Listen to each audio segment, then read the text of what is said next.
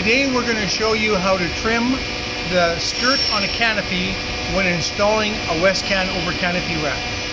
As you can see, we've installed the plates on the truck now for the install plates for the canopy. Now we have the masking tape on it. I've drawn my line where I'm going to be taking and removing the skirt on the canopy so that this canopy can go back down and sit level on the box of the truck and have a good seal. I have allowed for 1/4 of an inch in the front and 1/4 of an inch in the back, the slot being just a little bit bigger so we have a little bit of wiggle room. So now I'm going to remove the canopy and I'm going to cut this off. The tool that I'm going to use to remove the skirt on this canopy is a side grinder with a slit disc. It's a very thin disc. It does very little chipping when you're cutting. So I've taken the canopy off the truck, got it in a comfortable position so that I can now trim this out.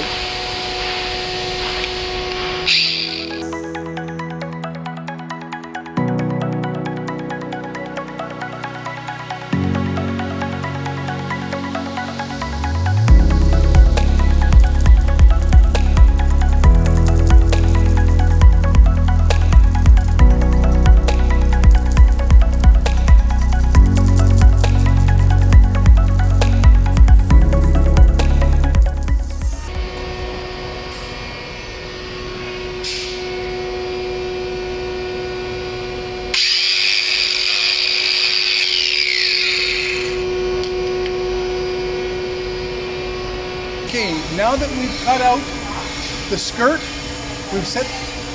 before I set the canopy down on it, in between the plates, I added an extra 3/16 of foam tape for extra sealer because of the lip of the 3/16 on the aluminum.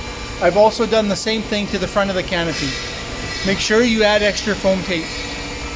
Now we're going to bolt this into place and it's ready for install.